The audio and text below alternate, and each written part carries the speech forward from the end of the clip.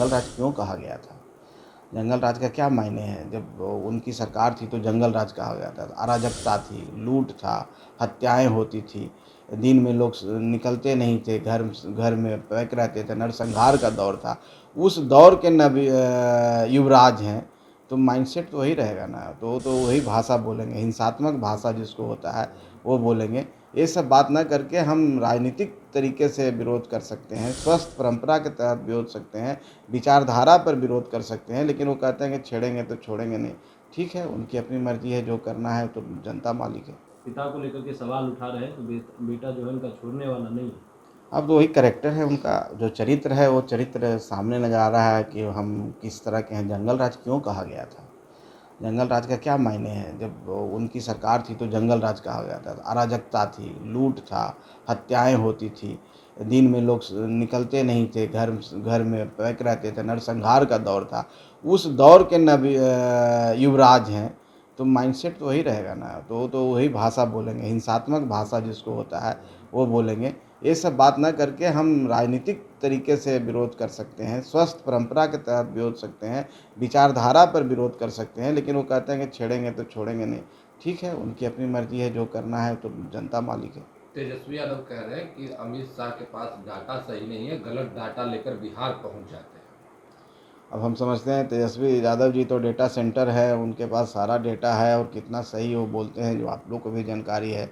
और कैसे उनके बारे में सब चर्चाएं होती है, उस पर मैं नहीं बात करना चाहता हूँ। माननीय गृह मंत्री हैं देश के, और इतनी बड़ी पार्टी के वो एक तरह से संस्थापक भी रहे हैं। अब उनके बारे में कोई टिप्पणी करे तो अजीब सा लगता है, लेकिन करने दीजिए, जनता सब समझती है। संतोष सुमन जी मीसा भारती करेंगे कि गृह अब उनको सुनना ही नहीं देता है। अमित शाह जी तो खुल के पहले बोल चुके हैं कि माननीय नीतीश कुमार जी के ही अगुवाई में, और उस गोपालगंज के मंच पर भी बोले हैं कि नीतीश कुमार जी ही नेता रहेंगे, नीतीश कुमार जी ही हमारे। नेता का मतलब क्या होता है? नेता का मतलब होता है कि जो एनडीए का नेता हो, जो गठबंधन का नेता हो, वही मुख्यमंत्री बनेगा। तो यहीं पर कहीं पर कोई इफ बट है ही नहीं। हमारे सारे घटक दल, चाहे भारतीय जनता पार्टी हो, चाहे जनता दल यूनाइटेड हो, चाहे हम हो, चाहे लोजपा आर हो, सबने एक स्वर से माननीय मुख्यमंत्री जी के पक्ष में अपनी सहमति जताई है। बिहार में कांग्रेस के लोगों का भी तेवर टाइट है और कह रहे हैं कि अब जाहिर सी बात है, कोई कितना दिन किसी के बैसाखी पर चलेगा। कांग्रेस के अंदर ये आत्ममंथन कर करके आत्मबुद्धि आई है, तो हम समझते हैं कांग्रेस के अच्छे दिन आने वाले हैं।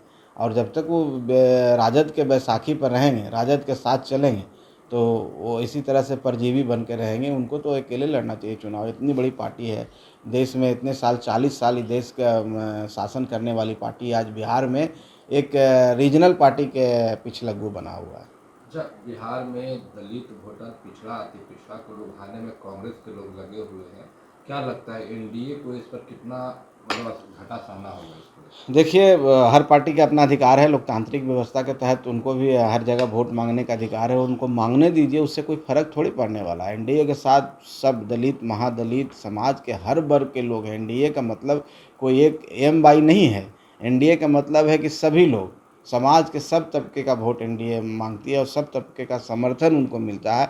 हर का विश्वास एनडीए के पास है। विश्वास के साथ हम विकास की बात करते हैं, इसलिए हम सबका वोट है, तो हमको उसी तरह से रिजल्ट भी मिलता है। कुछ लोग कहते हैं कि नहीं, हम आपका वोट नहीं चाहिए, हमको सिर्फ उनका वोट चाहिए। तो किसी को इस तरह के राजनीति करने से कभी कोई सफल नहीं हो सकता है। राजनीतिक स्वस्थ परंपरा से की जाती है, खुले दिमाग से की जाती है, और सबको साधने की बात ही राजनीति है। लेकिन कुछ लोग एक वेमनेस फैलाना चाहते हैं, किसी धारा में बंद के रहना चाहते हैं। उसे राजनीति करने वाले को करने दीजिए, उससे कोई फर्क नहीं पड़ता। तमाम जो नेता हैं वो विरोध कर रहे हैं, चाहे जदयू में हो या अन्य पार्टी में, वो लोग विरोध कर रहे हैं। देखिए, कुछ लोग तो विरोध इसलिए कर रहे हैं कि उनको दिखाना है कि हम बहुत बड़ा रहनुमा है समाज के, और तथ्य से परे है, तथ्य की जानकारी नहीं है। देखिए, सरकार जो आदरणीय नरेंद्र मोदी जी की सरकार है, एनडीए की सरकार है, वो किसी का विरोधी नहीं है। किसी के भले के लिए, समाज के भले के लिए और उनकी बेहतरी के लिए, और उस वक्फ के जो प्रॉपर्टी है उसको सही यूटिलाइजेशन करने के लिए लाया गया बिल है। और ये मसौदा जो आ रहा है एक दिन का नहीं है, इस पर पूरी गहन अध्ययन किया गया है। हर स्टेज से गुजरा है, जो जेपीसी से भी गुजरा है, जहाँ विपक्ष के भी नेता उसमें रहते हैं। कानूनी प्रक्रिया से भी गुजरा है, जिसमें हर समाज के लोग रहते हैं, और उस समाज से भी गुजरा है जो ये इसके जानकार हैं। तो सब ने मिल करके मसौदा तैयार किया है और कुछ ऐसी बातें जो आई है उसमें कि वो कुछ आपत्तिजनक चीज़ ऐसी है तो सरकार उसको हटाने के लिए भी तैयार है। तो हम समझते हैं कि ये बिल ओवरऑल उनके विकास के लिए, उस प्रॉपर्टी का सही उपयोग करने के लिए है। जिस मकसद से कोई प्रॉपर्टी उनको दान किया जाता है उन कम्युनिटी के द्वारा, उस समाज के निचले तबके के जो लोग हैं उनको कैसे उससे फ़ायदा हो। और हर समाज में कुछ कॉन्ट्रैक्टर टाइप के होते हैं, ठेकेदार टाइप के होते हैं जो इलीगल तरीके से उस प्रॉपर्टी को बेच रहे हैं, किराया लगाए हैं, चाहे उस पर कब्जा किए हुए हैं, उनसे मुक्त करने के लिए बिल आ रहा है। और हम लोग एनडीए इसका समर्थन कर रही है और हमारी पार्टी भी एनडीए में है तो हम समर्थन कर रहे हैं। और ऐसा कुछ नज़र आता है अगर बिल में कि कुछ ऑब्जेक्शनेबल है, चाहे उस समाज के अहित की बात है, तो निश्चित तौर पर हम लोग की party secular Hindustani Awam Morcha secular party है और हम सबको लेके चलते हैं, गरीबों का साथ। हम कोई कास्ट की बात नहीं करते हैं। ऐसी कोई बात होगी तो हम लोग भी सकारात्मक विरोध कर सकते हैं और हम सरकार के संज्ञान में ला सकते हैं कि ये गलत है। लेकिन बिना जाने समझे किसी चीज़ को विरोध करना, सिर्फ विपक्ष में आप हैं, विपक्षी नेता हैं तो आपको विरोध करना है, विरोध करिए ना। आपको लोकतंत्र का में अधिकार है विरोध करने का और विपक्ष के बगैर सरकार नहीं चलती है। लेकिन सकारात्मक विरोध करना चाहिए और सकारात्मक पहलुओं को बताना चाहिए, तभी जाके विरोध होगा। सिर्फ हल्ला करने से कोई मामला लेकिन जदयू के नेता है, मुसलमान नेता है अनिल सिंह, वो तो विरोध करे हमारे नीतीश कुमार